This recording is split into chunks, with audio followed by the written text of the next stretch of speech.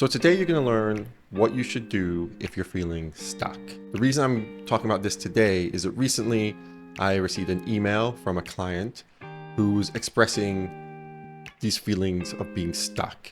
They felt disengaged from their current work, from their current reality, and they weren't sure what they wanted to do next. We never got a chance to speak, and we never got a chance to have a coaching session together, but I wanted to make this video and these lessons to help answer that question. Part of these lessons are going to be my story and what happened to me and how I got out of it and what I learned along the way. What is it feeling stuck? How would we characterize that? One is you're not going to have a destination in mind, a kind of where you're going next. And bigger than that, you're not even going to be sure what your next step is going to be. All you're really going to know is wherever you are at the moment isn't where you want to be.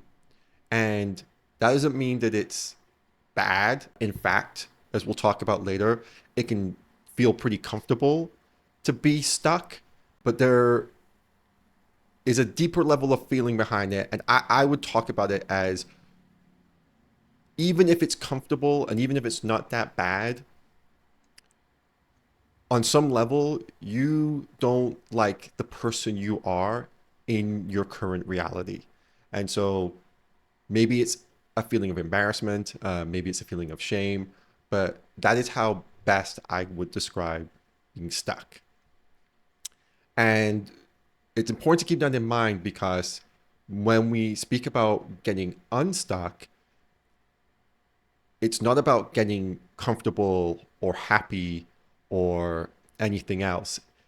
Really, to know that you're unstuck means that you have a feeling of momentum. Momentum almost always leads to success. I just want to keep that in mind when we're talking about what being unstuck is. The important reason I bring that up is because when I was stuck, I was in my early 30s and I basically had a relationship end, the person I was living with, and my career was kind of in a bit of a wreck. And so for a while, I had to move back in with my parents. And in some regards, it was great. I mean, they lived in a really nice neighborhood. My sister was living at home because she's younger than me and was going to university. So we could hang out and go to the gym together. I had friends in that neighborhood, old friends I could catch up with. Dinner was made for me every day. It was, in a lot of ways, it was comfortable. But I did not want to be that person. I did not want to be a guy who's living at home with his parents. It doesn't just happen. Like I said in my example, I had a relationship end. But the truth of the matter is, a few things had happened before that. The place I was working had gone bankrupt, and so I had to make some career pivots and ended up working in a place that I didn't really enjoy, but it was out of necessity. I hadn't really thought about finances in a grown-up adult way. So when the relationship ended and we were living together, I basically didn't have any options. I removed all of my options. And so none of this stuff just happens overnight. It's a lot of small things that lead to being stuck. Like I said earlier, the other thing to keep in mind about feeling stuck is it feels comfy. And this is especially true now in the world that we live in, where there is just access to entertainment, drugs and alcohol,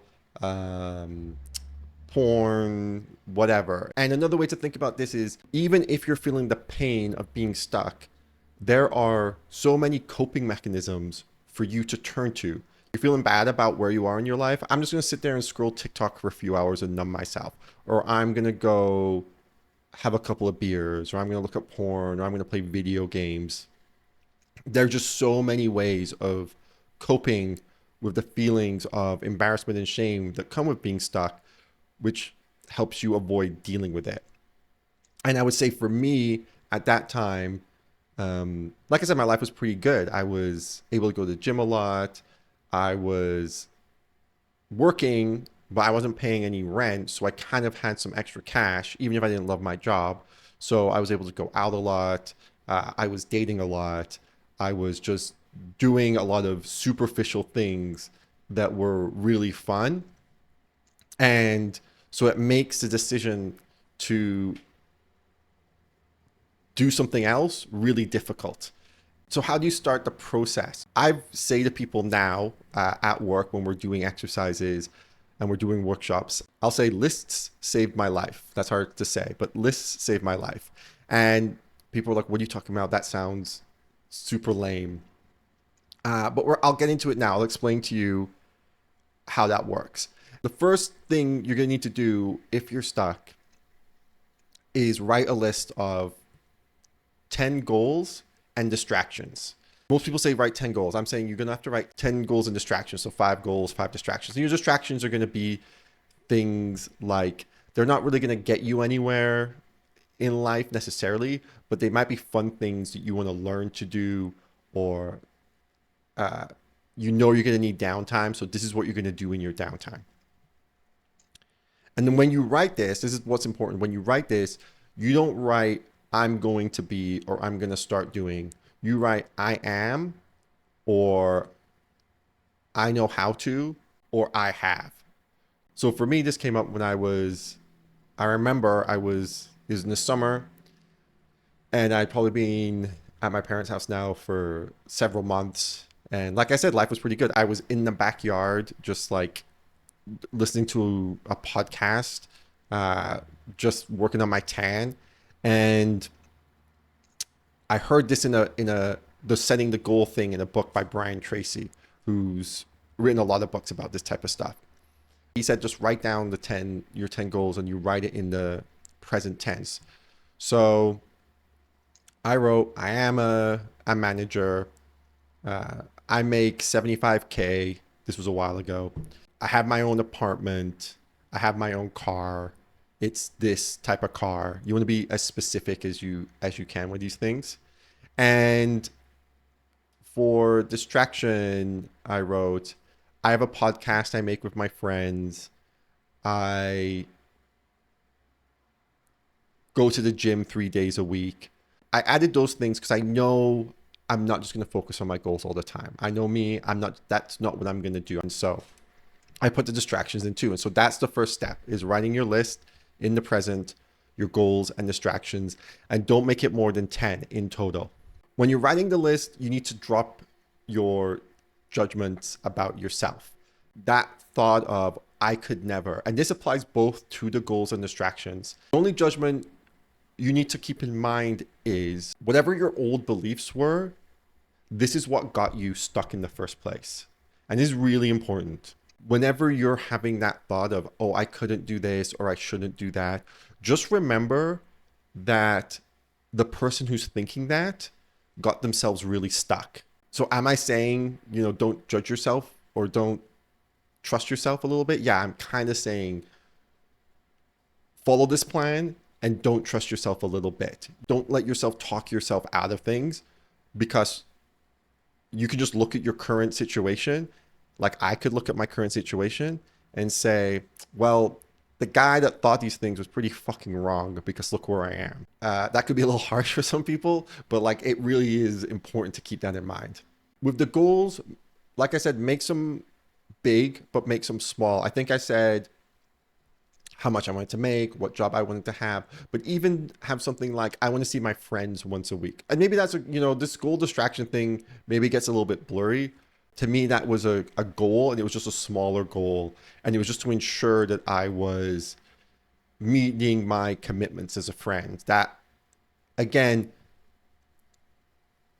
part of this isn't, the situation might be comfortable, but who you are isn't comfortable. And so who do I want to be? Well, I want to be a guy that like sees my friends once a week, who keeps connected. And so that had to be a goal for me. So now you got your list, and some of these goals are going to be small, some are going to be big, some are going to be distractions.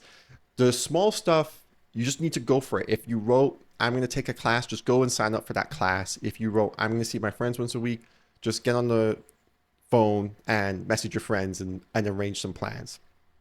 But big goals don't just happen. They take a little bit of planning. And so that's what I'm going to talk about right now. Goals need steps. So if I wanted to be a manager and at the moment I was a supervisor, there were things I was going to need to do to get to that position. Some of it is easy to put the steps in. You're just like, okay, well, I'm going to need to become an assistant manager for some time, and I'm going to have to become a department manager, and then I'm going to have to become an assistant store manager or whatever. Part of that is thinking about what will it take. And when I say what will it take, I'm not talking about mindset stuff. I think a lot of people talk about mindset stuff, but I found for myself and with my clients, it's not about that. It's about literally what will it take. And I'm talking numbers here. I'm talking how many hours a week is this goal going to take? How many weeks is this goal going to take? How many years is this goal going to take? What's the cost going to be for this goal? Not thinking about the actual numbers is the biggest mistake people make in reaching their goals, because they haven't made them concrete enough to not feel anxious about. So if I made my goal that I'm going to be a store manager, after a year of working towards this, I might start feeling, well, is this ever going to happen? What's going on? Am I on the right track here? Because I'd never wrote out how long steps A, B, C, and D were going to take. And so it derails people even if they're making progress. It derails people even if they're getting close to the finish line, because they didn't write down these markers of how long things are going to take. They didn't think about the numbers. So now you kind of have a plan in place.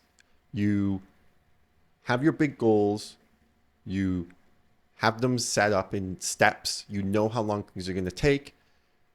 And you have your fun goals or your distractions. And so now all you do is work on that. You don't be distracted, except with the stuff that you told yourself you're going to be distracted with. And that's why I put that on there, because I think it's very easy as you're working towards your big goals, when you're having a day where you're like, I don't feel like this, I'm just going to go back to some of these habits I had before, these coping mechanisms I had before, these easy distractions like video games or TikTok or drinking. And instead, you're going to be like, well, no, I distract myself by reading. Or I can tell you right now that I distract myself by learning how to become a DJ. And all that means is that I'm going to, whenever I'm like, I don't feel like working anymore, I'm not just going to go waste my time on something that's not going to help me, that's not going to like fulfill me. I'm not going to waste my time being someone I don't want to be. I'm going to waste my time being me, being the person I want to be, who I want to become. And the person I want to become knows how to DJ, but doesn't watch TikToks. That's as simple as I can put it. So then you're going to follow the plan. And remember, uncomfortable is actually kind of part of the goal. So comfortable was a problem because comfortable keeps you stuck. And so now uncomfortable is part of the goal. So for me, right away, I wanted to be a store manager. And so I knew that my next step was just the next day I went into work and I looked at what positions were available above mine that I could apply for. And then it's coincided with my other goal, which was to like get an apartment. But to get an apartment, I needed to make X amount of money. And when I looked at it, I'm like, okay, well, if I get this role, I will be making the money I need to be able to get my own apartment, and it'll be putting me on the path towards the goal I want.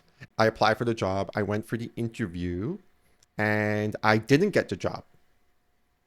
They said no. They had a candidate who was kind of more internal, and they're like, we're going to go with him instead.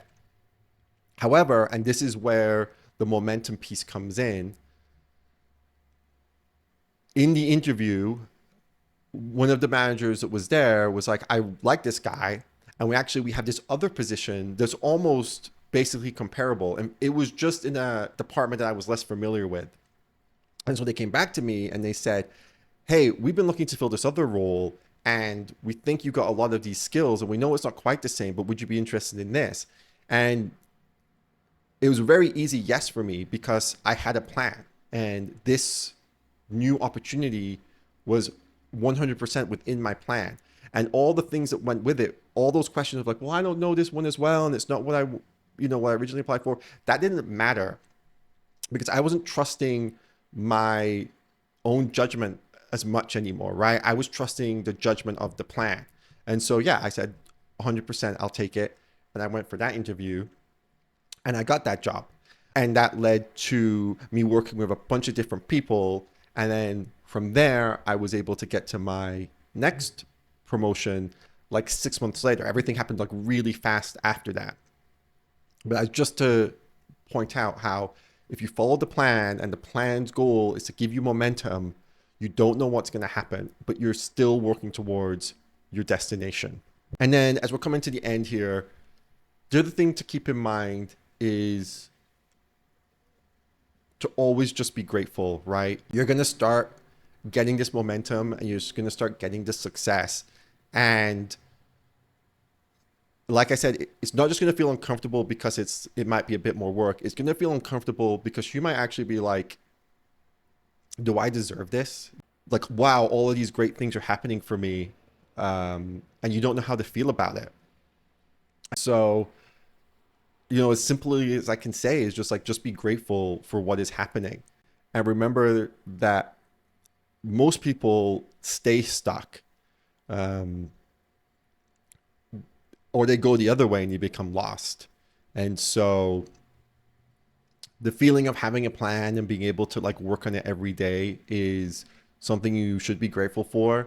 And with that, just try to help others, just try to have that positive energy and that be that little bit of inspiration for other people, because you know how hard it is, you know how easy it is to get stuck.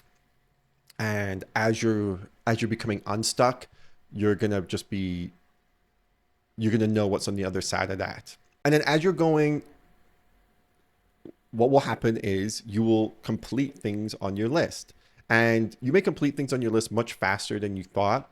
Some big goals might take you longer, but some of the small goals will disappear quite quickly. And then you can just write a new list. I'd like to say at least once a year, you should be reviewing this and like changing it up. But at the beginning, it might be every 6 months because really things can happen that quickly. Thank you for letting me share with you guys. I hope this is helpful for some people. That's the intention. And if you like this, please hit the like button and subscribe for more. Thank you.